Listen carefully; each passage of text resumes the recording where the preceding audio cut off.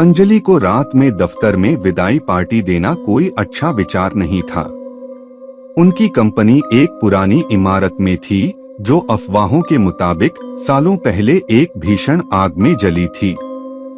Company ने पुरानी संरचना को बचाने की कोशिश की थी, लेकिन कई कर्मचारियों का दावा था कि कुछ चीजें कभी नहीं बदली। ठंडी हवा का एक निरंतर झोंका, अस्पष्ट हंसी की गूंज और कभी कभी अस्पष्ट परछाइयां जो गलियारों में सरकती थीं। अंजलि को ये कहानियां बचपना लगती थीं। आखिरकार वह एक तर्कशास्त्री थीं।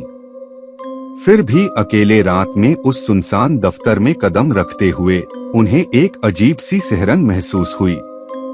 जल्दी से उन्होंने पार्टी की सजावट लगाई और केक काटने की तैयारी कर ली। तभी अचानक लाइट चली गई। दहशत के मारे अंजलि ने अपना फोन निकाला। उसी क्षण कंप्यूटर की स्क्रीन टिमटिमा उठी।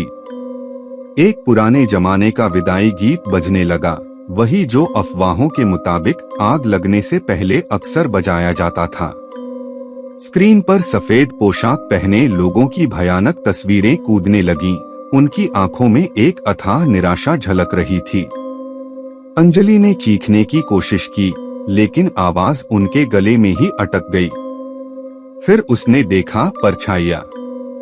वे दीवारों पर नाच रही थीं, उनके सिलहूट लपटों की तरह विकृत हो रहे थे। तभी एक ठंडी हवा का झोंका आया और अंजलि को लगा जैसे किसी ने उसे छू लिया है। चीख निकल ही रही थी कि लाइट वापस आ गई।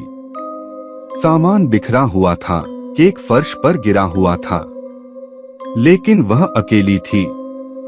पार्टी तो दूर, किसी और कर्मचारी का नामो निशान तक नहीं था। अंजलि कंप्यूटर की तरफ दौड़ी। उसे यकीन था कि वह सब सपना होगा, लेकिन स्क्रीन पर सिर्फ वही विदाई गीत का टेक्स्ट लिखा हुआ था, अलविदा दोस्तों, हमेशा के लिए। अंजलि वहां से भाग निकली। उसने कभी उस दफ्तर में वापसी नहीं की। और कभी कभी रात के सन्नाटे में उसे लगता है कि वह कंप्यूटर स्क्रीन पर नाचते हुए भूतों को देख सकती है। उनकी आंखों में एक सवाल, आपकी विदाई कब है?